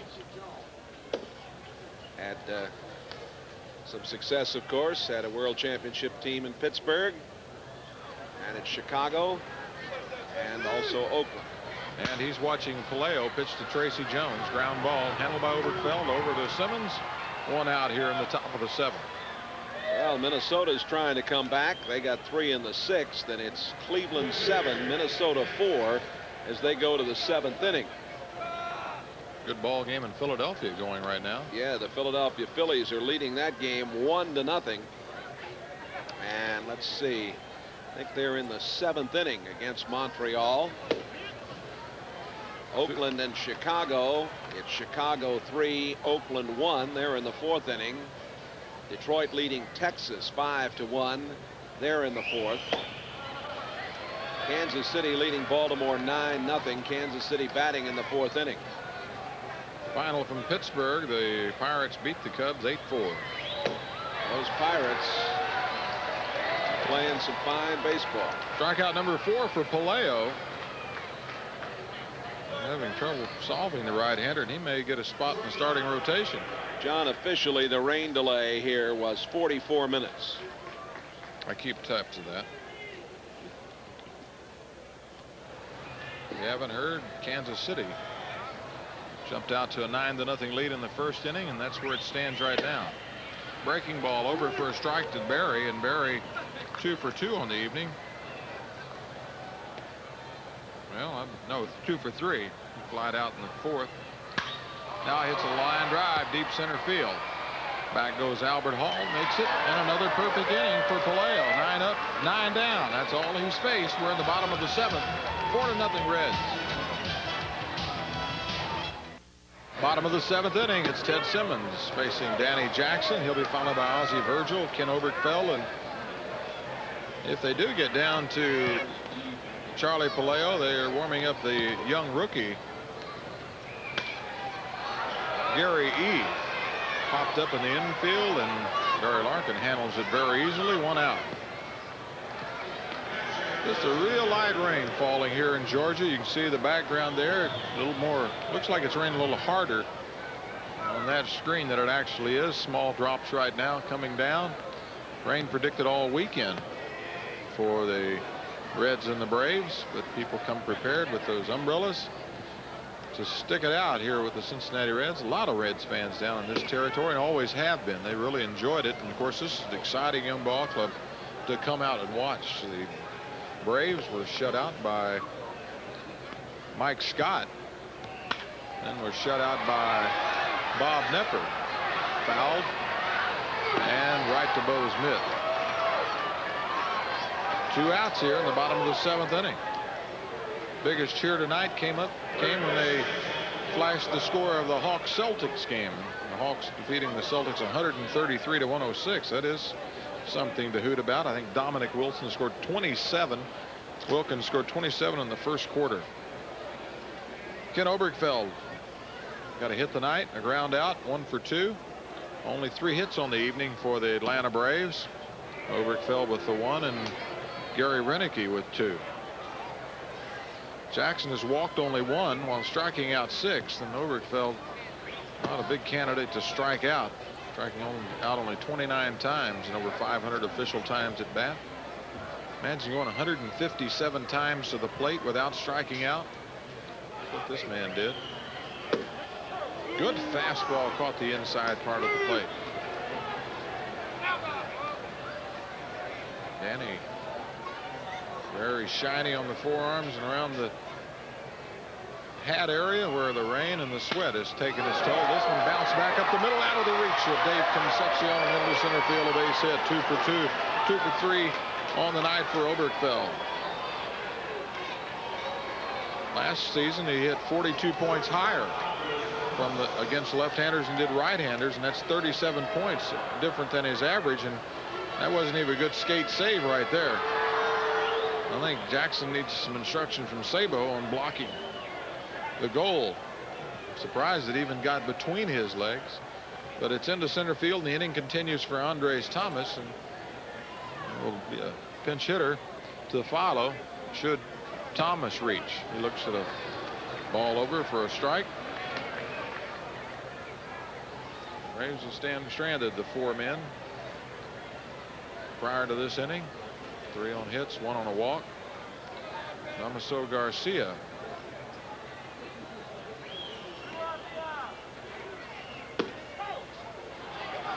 Strike 2. Garcia used to be with the Yankees. From the Dominican, was with the Blue Jays. Came here in the Craig McMurtry deal in '87.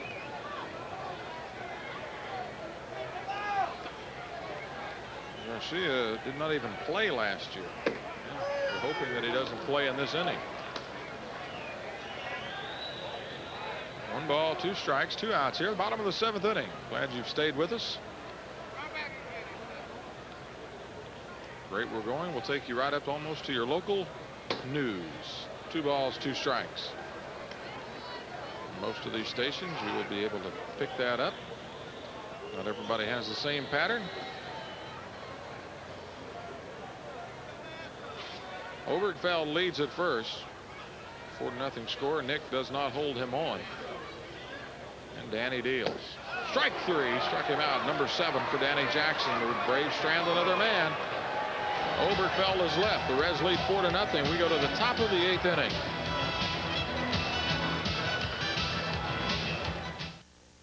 This is a News 5 update.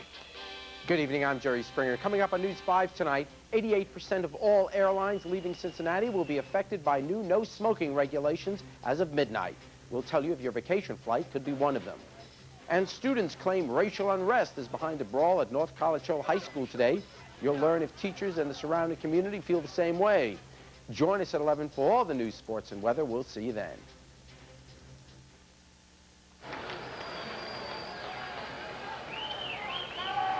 Well, Charlie Palaio starts his 4th inning of pitching on the mound here in the top of the 8th inning, and Sabo swings at a breaking ball and misses.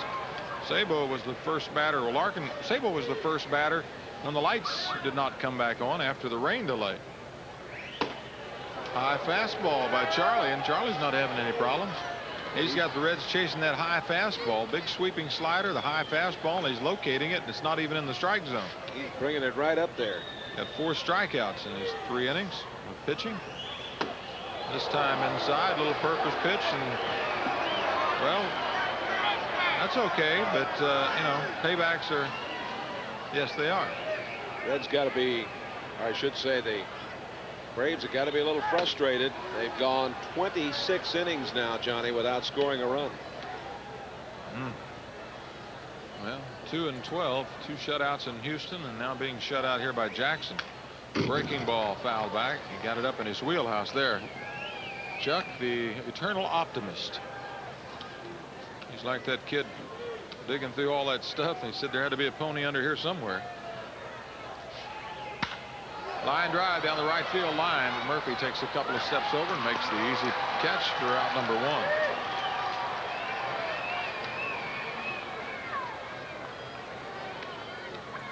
Cal Daniels 0 for 3 on the evening, grounded into a double play after Larkin had led off the game with a base hit.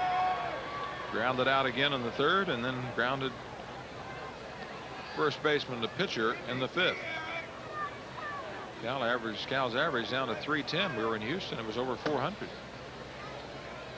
Had a good series against the Giants and Houston back-to-back, and then the road trip was not good to him.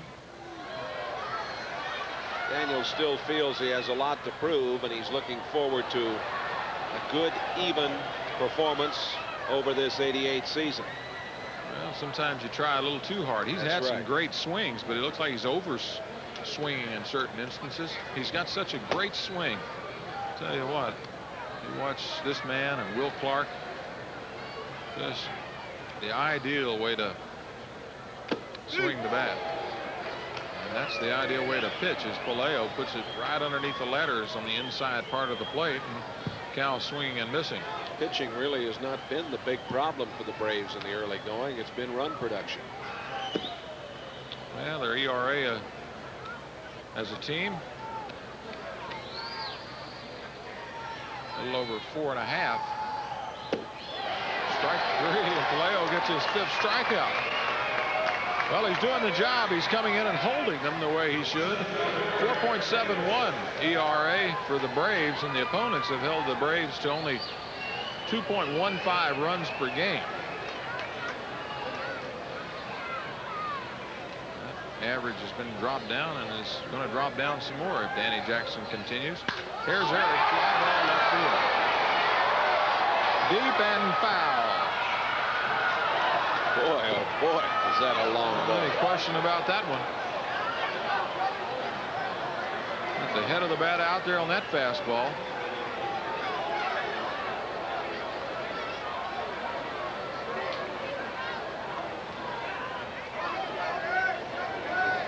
There's what has happened to Eric. He looks at a pitch over for a strike. 1 ball, 2 balls, no balls and 2 strikes. Nikosaski on deck, and Palaio almost had strikeout number 6, but missed the outside corner.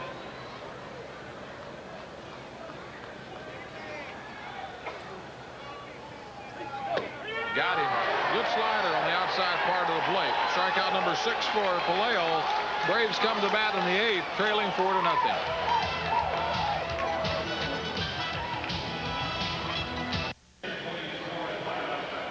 4-0 here in Atlanta. Home run number 715, April 8th, 1974. Off of Al Downing. What a night for the Hammer. Now works for player development. Palaio is done for the evening as Damaso Garcia comes up. Palaio's pitched 4 innings, give up no hits, struck out 6, walked no one. Rest are zeros. Fine performance by Palaio. Garcia hitting only 120, a home run and 4 RBIs. 6 hits and 50 at bats. Garcia, as you mentioned, out all of last year. He had torn ligaments in his left knee.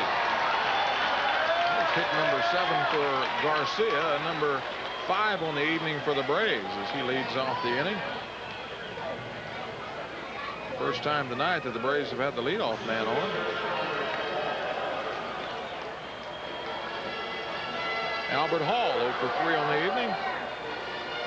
And Ron Gann on deck. Gary Eve, the young rookie just called up, warms up in the bullpen. Some interesting rumors going around Atlanta that Ken Griffey may be in a Cincinnati Reds uniform. Always, I love rumors, you know. Yep, well, Griffey'd even heard the rumor. You going up to Chattanooga tomorrow?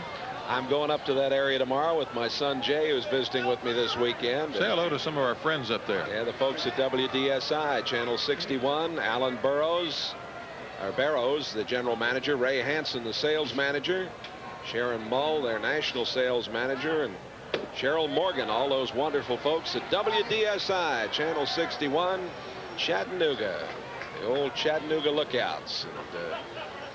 And, It's a great town there. Chattanooga Lookout. Won't you go over to the honors course if you get a chance? Say hello to some of our people over there. Anybody from Bowling Green around? Bowling Green, WDSI.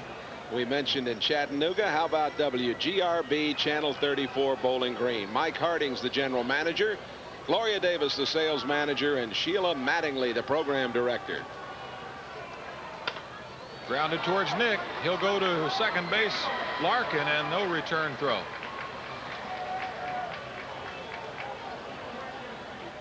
All 0 for 4, and Ron Gant will come to the plate. Gant 0 for 3. Fielder's choice for Albert Hall. Play goes 3-6, and Garcia is retired. Johnny, the Braves now have been outscored this season 78-35, including the 4 runs against them tonight.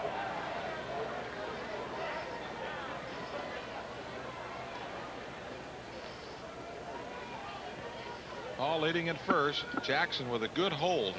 I think he understands the balk rule now. He's making sure.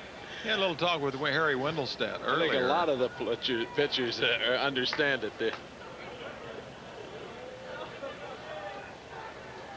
Finally, wish they do as much to the scuff ball as they have to everything else. Finally, this thing is subsiding a little bit. Bigger fly ball, it'll be foul in Eric Davis territory.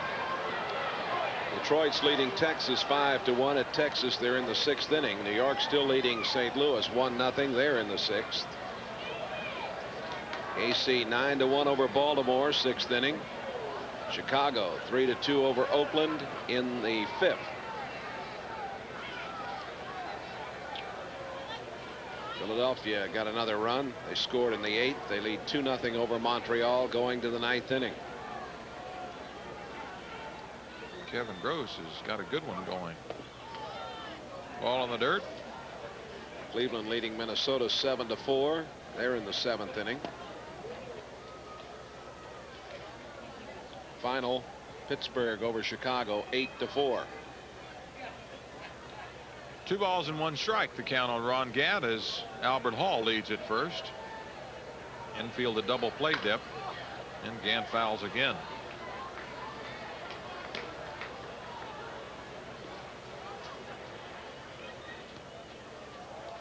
Had a rain delay here.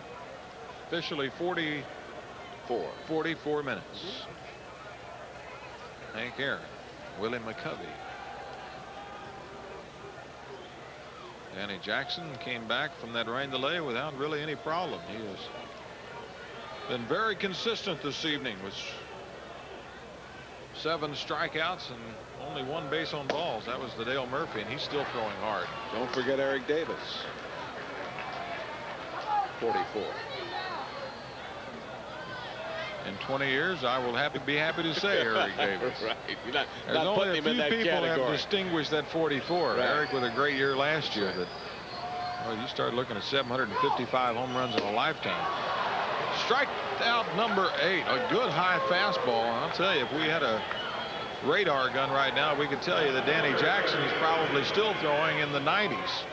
And in San Francisco, he only dropped about 1 mile per hour or 2 at the most.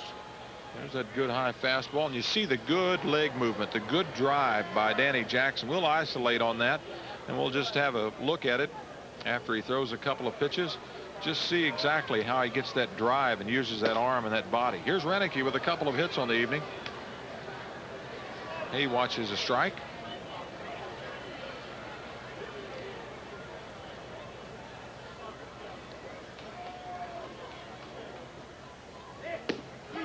Strike 2 on the inside part of the plate. You asked for it, you got it. That's what we wanted. Watch this drive. Watch this knee, the back knee drive and push. Look at that extension. Think he's not trying? He works hard out there. He really does. Well, he had 12 complete games last year. He is still strong. Good numbers right there. And he tries to make it 9 strikeouts, but it misses outside. Reds back here tomorrow, a 150 game, and then 210 on Sunday. We'll be back for Sunday's game. Hope that you'll be watching wherever you might be. most of these Cincinnati Reds television stations. Moved him off the plate with that slider. Bo moved well inside on the corner, moving him in and out. And Danny's trying to find some way to get this man out. He's started 5 for 10. He's had 2 for 3 tonight, so he's 7 for 13 lifetime against Danny. Had a double in the first and a single in the 6th. And he watches outside again. And he's 4 for his last 7 times at bat. He was 2 for 4 yesterday down in Houston. There's the man mired in a big slump. Big slump for Murphy. And very frustrating for this young man to put together such good years and not get a lot out of it. Full count. Albert Hall on the move with 2 outs and ball grounded foul. Reneke's average up to 357. Those 14 hits, he's yet to drive in a run. Barry Larkin has something to say to Danny and goes back to his position, and Danny will get back on the mound looking for the sign. Outfield straight away. Reneke, who hits to all fields. That double was to right center field.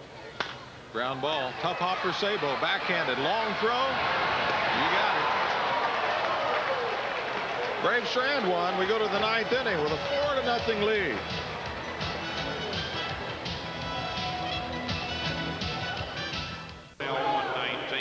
Thank you. 4-0 here in the top of the 9th inning as Nick Osaski comes to the plate. Nick with a double. Was hit by a pitch and a strikeout. Gary Eve, the young pitcher on the mound, pitched 2 innings in his major league debut in Houston on May 12th. Well, it says May 12th. I thought he just was called up. This is not May 12th. That'd have to be May. No, I was going to say, was that May 12th of last year? I guess it was. That's got to be. Hard throwing youngster faces Nick. And he's upstairs, but it's called strike. 2 balls, 2 strikes.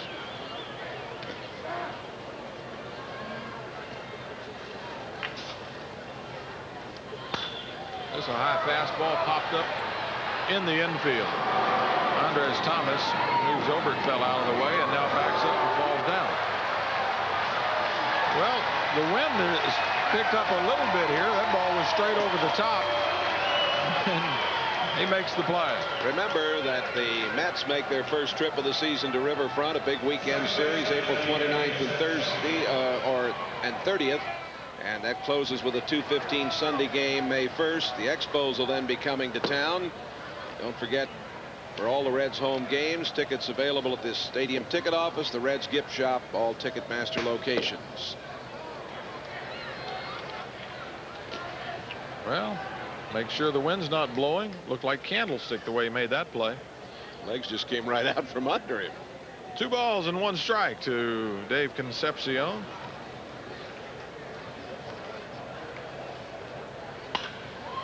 Fly ball right field. Easy play for Murphy. He's there. Gary Eve, 6'4", 190 pounds. 24 years old, out of Monroe, Louisiana. Resides in Bastrop, Louisiana. Split the '87 season between the Class A Durham and the AA Greenville clubs. Was a starting pitcher. And when he finished up with Greenville, he was 2-5 with a 2.82 ERA. 7 saves. Braves have a lot of young pitchers they're trying to work into the lineup. Line drive, right field. There's Murphy. Murphy retires the last 2 batters. We're going to the bottom of the 9th. Danny Jackson trying to keep the shutout. It's 4-0.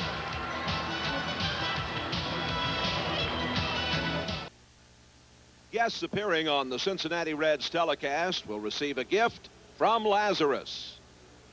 Or a gift from Hellbros, the tradition in time. See Hellbros Quartz watches at leading stores and catalog showrooms. Bottom of the 4th inning, 4-0. And Bruce Sutter, what a comeback story that would be. You know, Chuck Tanner said, Jay, that he was going to only use him in save situations, but they went so long without a win that he used him the other night, and he got a win. Well, it's some comeback if he can make it all the way back and pitch through this season. When he was right, he was an untouchable. Boy, he was so tough. I can still remember the All-Star games, him just coming in and just shutting the door down.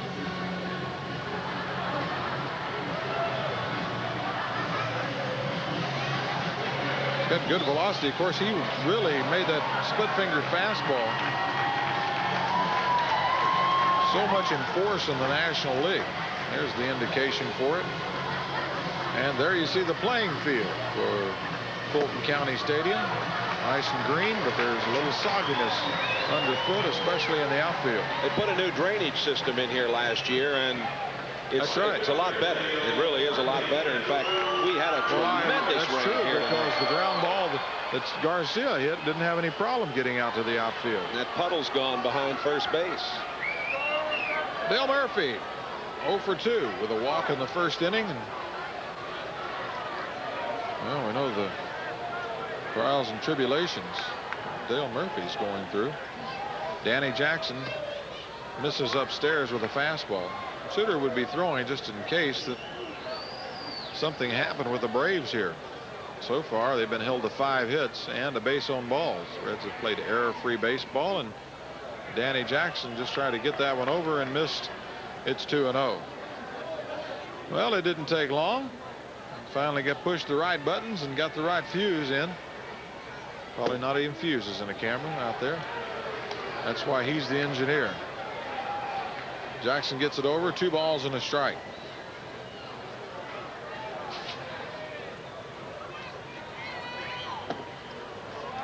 This is downstairs. 3 balls and 1 strike. No, this is not how he wants to start an inning with a walk. I might as well fire it in there up 4-0. Right at the knees, and he doesn't get it. Walk number 2 for Dale Murphy, and that's the second one given up by Danny Jackson. Well, he's pitched 8 strong innings, and I would think that Pete might think about getting somebody up. He just had that 44-minute rain delay, and he sat down for quite a while. Simmons 0 for 3, popped up his last time up. Well, yes, indeed. There's John Franco coming out of the Reds bullpen to loosen. Strike over, and Simmons taking all the way. Jimmy Lett, the bullpen coach. Top of the screen, Pat Perry, who did a good job, got the win yesterday.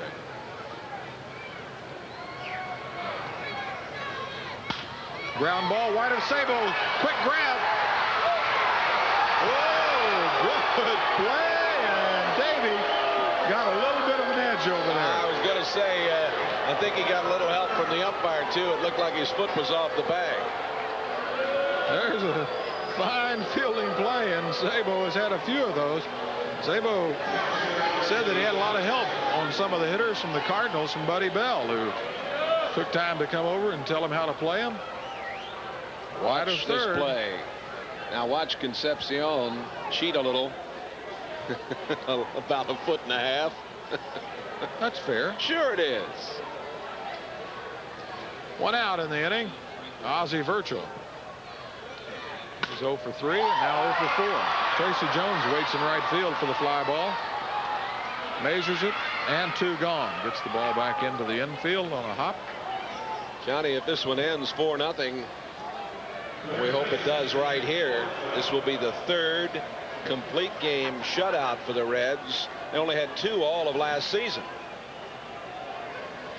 Have we improved our pitching or what? I would say up to this point. In 17 definitely. ball games? Look at those numbers. Very nice, Mr. Jackson. Yes, indeed. 2 for 3. Checks his swing, and it's downstairs. 2 more here on Saturday and Sunday, and then the Reds travel Sunday night to Montreal, have an off day Monday, and we will bring you the action on most of these stations Tuesday and Wednesday from Montreal. Olympiad Stadium now covered. The weather will not affect us up there. Thank goodness. Thank goodness, but they still put you up in that crow's nest. But you can see better now with the roof on than you used to be able to.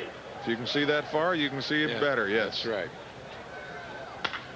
This may end it. Why? No, it got best. Nick Osaskin, you talked about a quick infield. Wow. Well, that had some serious overspin on it. When he hit that second time, it was through the gap and into right field. Obertfeld with a 3-hit night. And he started the evening hitting 171. He was 5 for his last 33. Well, he must be happy that the Reds are bringing 3 left-handers in. There were 2 men aboard in the first inning. They were stranded when Ted Simmons grounded back to the pitcher. They left 1 in the 2nd, 6th, 7th, and 8th inning, and now have 2 aboard. Andres Thomas at the plate, and pinch hitter will be available for Chuck Tanner. Nobody's come out on deck yet. Ball over for a strike. Thomas on the evening has flied to right twice and struck out in the 7th. Bruce Benedict's got a bat.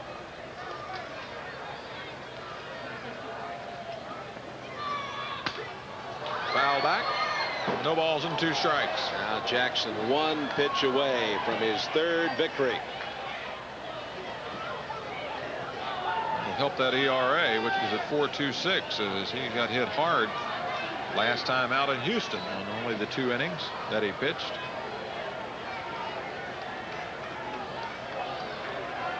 Bo sitting up on the inside corner.